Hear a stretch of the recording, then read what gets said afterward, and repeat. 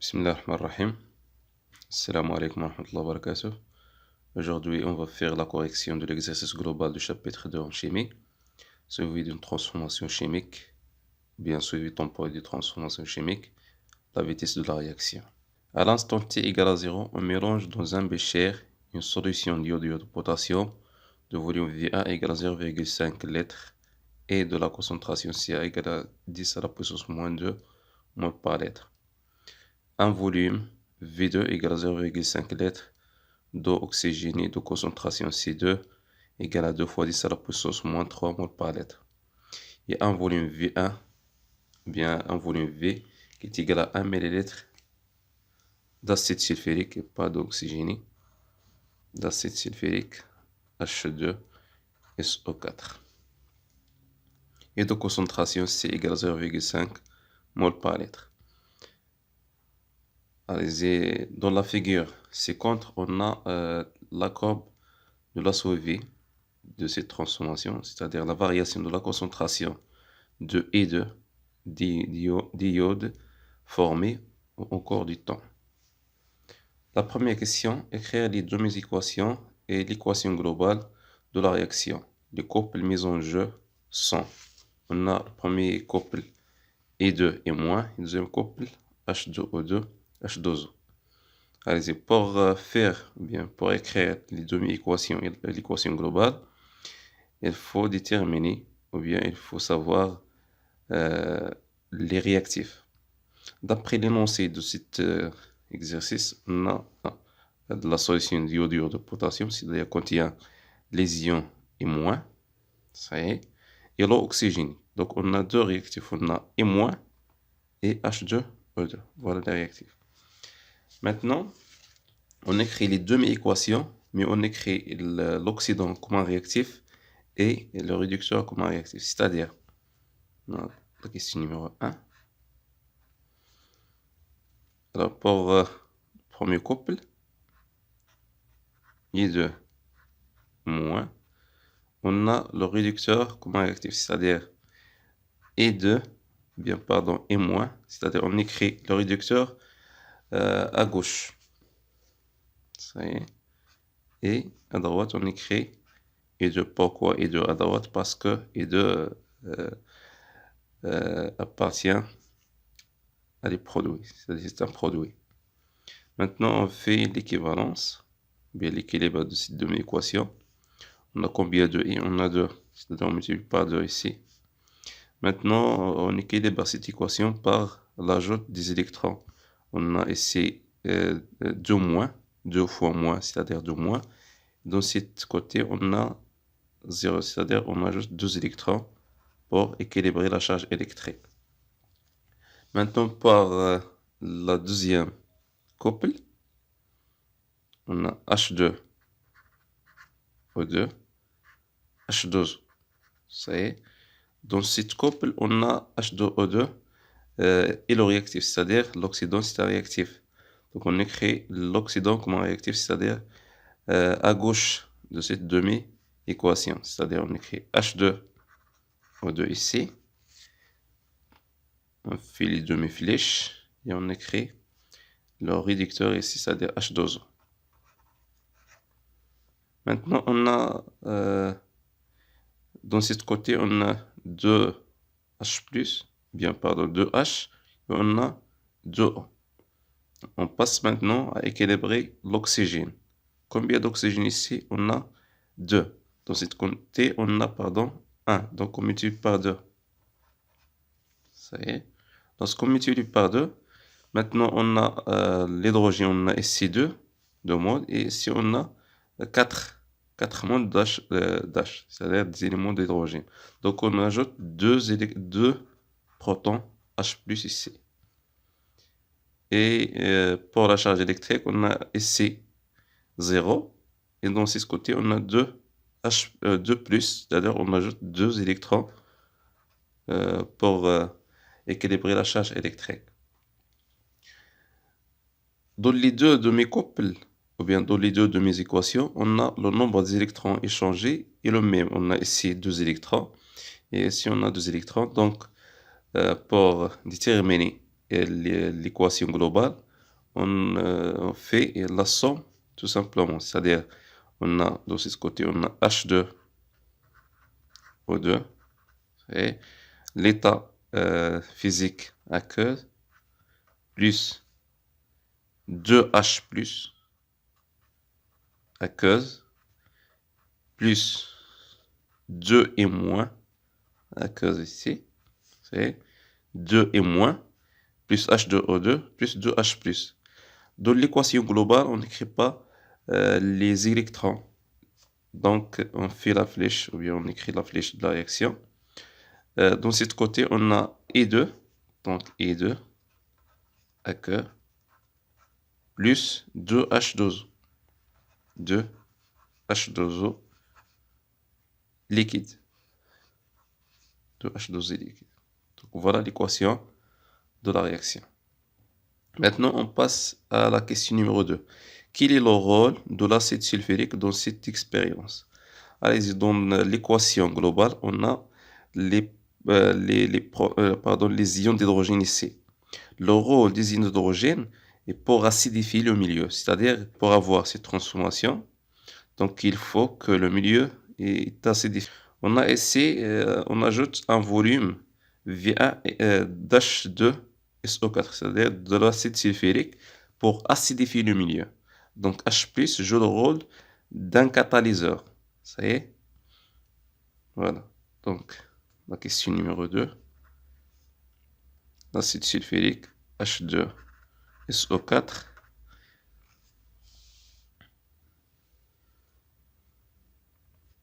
joue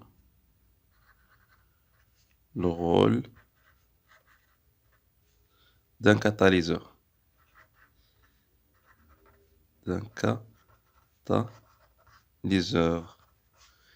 Maintenant, on passe à la question numéro 3. Dans la question numéro 3, calcule la quantité de matière d'ion M- et de H2O2.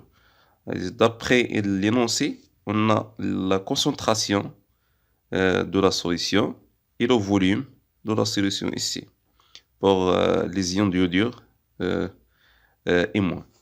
Donc, d'après l'équation de dissolution d'iodure de potassium Ke dans l'eau, donc on obtient que la quantité de matière de M- formée égale à la quantité de matière de solidité Ke. C'est-à-dire la concentration effective de M- est la même, ou bien égale à la concentration de la solution C1 et le volume c'est le même. Donc la quantité de matière, donc on sait que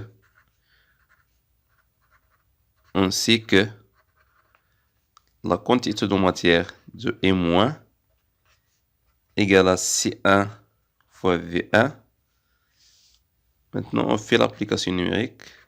Donc C égale à 10 à la puissance moins 2 mol par litre.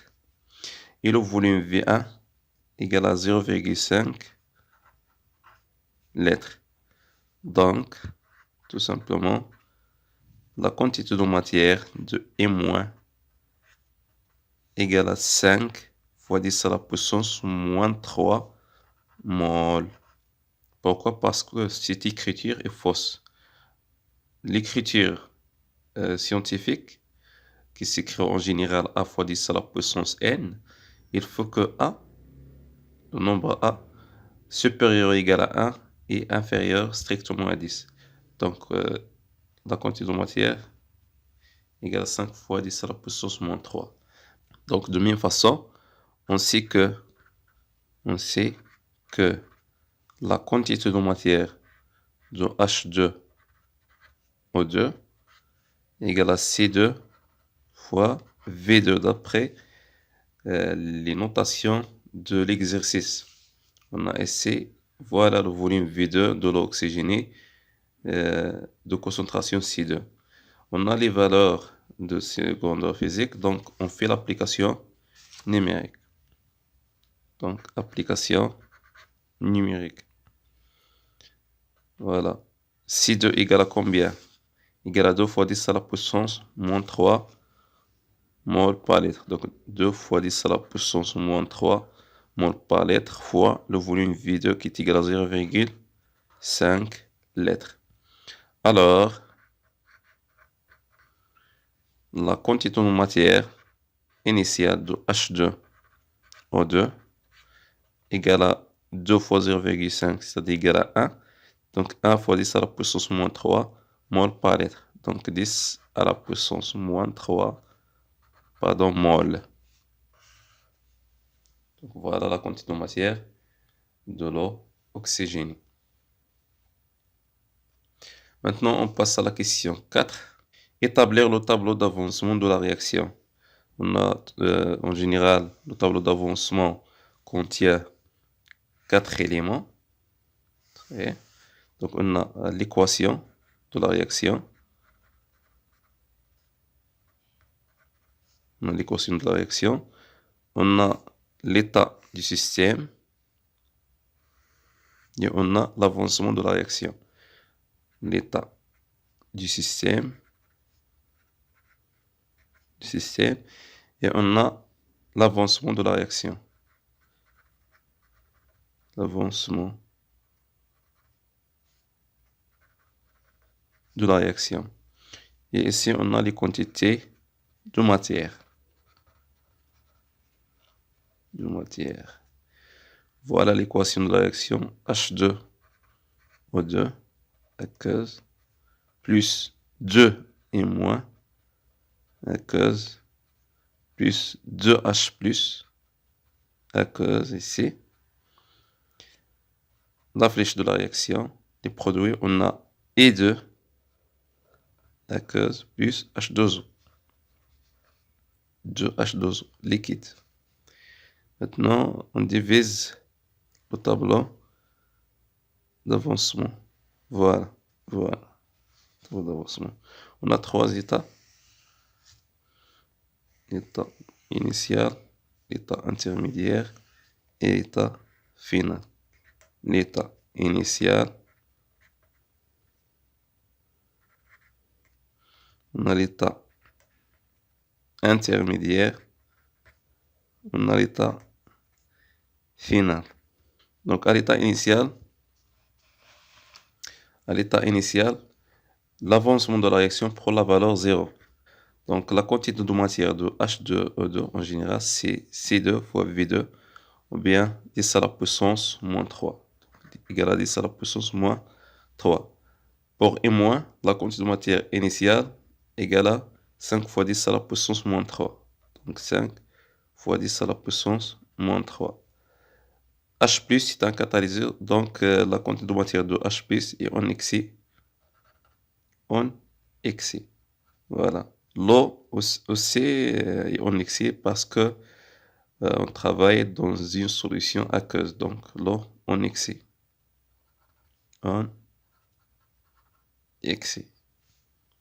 Voilà. La quantité de matière de E2 à l'état initial égale à 0 parce que la réaction ne commence pas. À l'état intermédiaire, l'avancement de la réaction est différent à 0, c'est-à-dire égal à X en général. Donc la quantité de matière de H2O2 restant égale à 10 à la puissance moins 3 moins X. C'est la quantité de matière restante de E- égale à 5 fois 10 à la puissance moins 3 moins 2x parce que le coefficient stoichiométrique égale à 2. Moins 2x. La quantité de matière de E2 formée égale à X. À l'état final, l'avancement de la réaction prend une valeur maximale en général, signifiée par X max. Et la quantité de matière restante de H2O2 égale à 10 à la puissance moins 3 moins X max. Et pour E- égale à 5 fois 10 à la puissance moins 3 moins 2 X max. Et pour E2 égale à X max. Et alors, bien sûr, en excès. Donc voilà le tableau d'avancement. Maintenant, on passe à la question 5. Calculer l'avancement maximal et déterminer le réactif limitant. Alors, pour déterminer l'avancement maximal et le réactif limitant, on propose, la question numéro 5, on propose que H2O2 et le réactif limitant limitant. Donc, si H2O2 est le réactif limitant, c'est-à-dire la quantité de matière à l'état final égale à 0.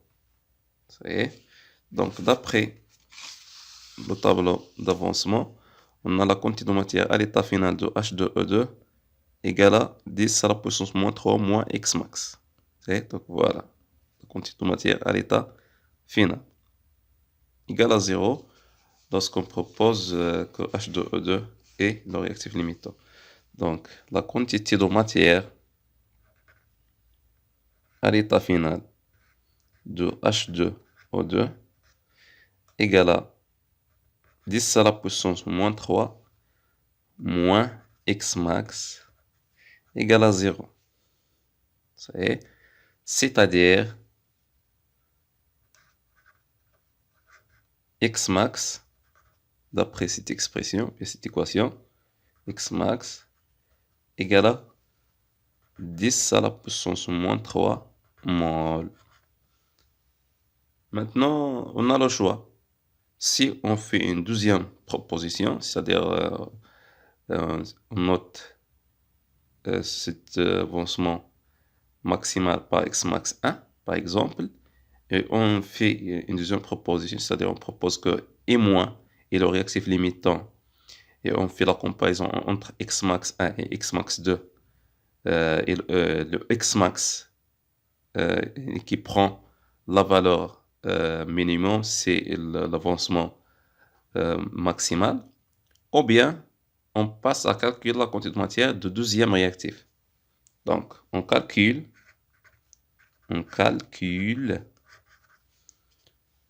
la quantité de matière du deuxième réactif qui est en E-. Donc, la quantité de matière de E- à l'état final égale à quoi? D'après le tableau d'avancement. Donc, d'après le tableau d'avancement, la quantité de matière à l'état final de E- égale à 5 fois 10 à la puissance moins 3 moins 2 X max. Ça y est. Donc voilà la quantité de matière de E- à l'état final.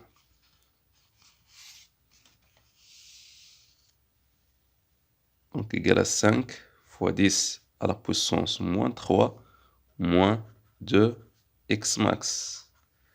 La valeur de X max égale à 10 à la puissance moins 3 d'après la proposition. C'est-à-dire, on fait l'application numérique.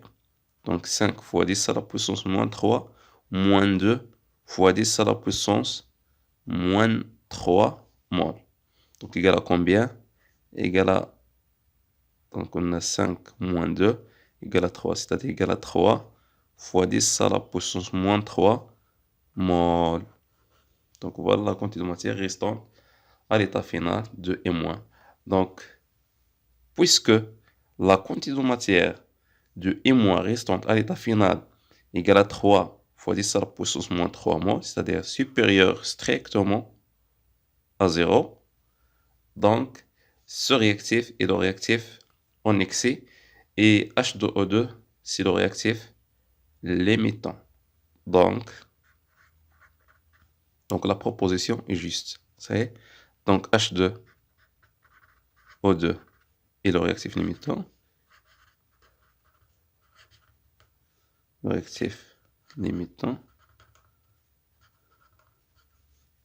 Et X max égale à 10 à la puissance moins 3 mol. Donc voilà la réponse de la question 5. Maintenant, on passe à la question 6.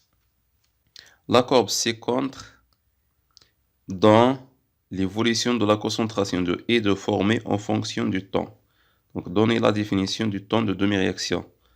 Alors, le temps de demi-réaction, par définition, si le temps correspond à X, à T1 demi égale à X max divisé par 2. C'est-à-dire, c'est l'instant lorsque l'avancement de la réaction prend la moitié de l'avancement final en général. Donc voilà la réponse de la question 6.1.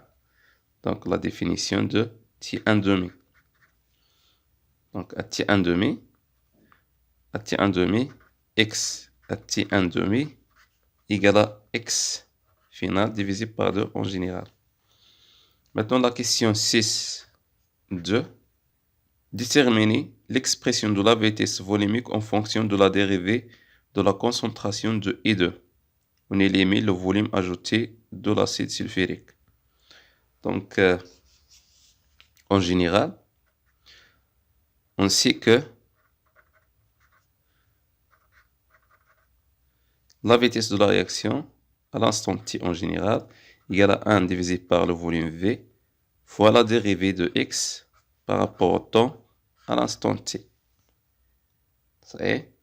Donc, d'après le tableau d'avancement, on a la quantité de matière de E2 qui est égale en général à la concentration effective de E2 fois le volume V de la solution, égale à x à l'état intermédiaire. Ça y est. C'est-à-dire la dérivée de x par rapport au temps égale à la dérivée par rapport au temps de la concentration effective, ou bien de le produit de concentration effective de E2 fois le volume V de la solution. Le volume V est constant, c'est-à-dire égal à V fois la dérivée de la concentration de E2 par rapport au temps. Maintenant, on remplace cette expression à la définition, l'expression de la vitesse volumique, et on obtient que la vitesse volumique de la réaction égale à 1 sur V fois la dérivée de I2 par rapport au temps. Maintenant, on simplifie par le volume V et on obtient que la vitesse de la réaction égale à la dérivée de I2 par rapport au temps à l'instant t. Nous avons oublié la question 6.2. Déterminer graphiquement le temps de demi-réaction. Alors, la question 6.3. Le temps de demi-réaction. Pour déterminer le temps de demi-réaction, on utilise le graphe. Donc, par définition, on dit que le temps de demi-réaction, c'est le temps correspond à x, l'avancement de la réaction, égale à la moitié de l'avancement final. C'est-à-dire la concentration de I2 égale à la moitié de la concentration finale de I2. On a la concentration finale de I2. Voilà la concentration finale de I2. Et voilà la concentration finale de I2. Qui est presque égale à 10,2. C'est égal à 10,2. C'est-à-dire la moitié de cette concentration est égale à 10,2 égale à 5,1. C'est-à-dire presque égal à 5. Et donc, voilà. Maintenant, on fait l'intersection de ce point avec la courbe.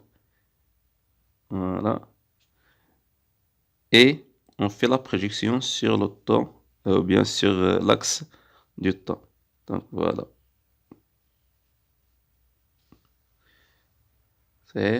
C'est-à-dire presque égal à 1,8 minutes. Donc, voilà le temps de demi-réaction. T1 demi. Donc, le temps de demi-réaction, T1 demi, d'après le graphe, égale à 1,8 minutes.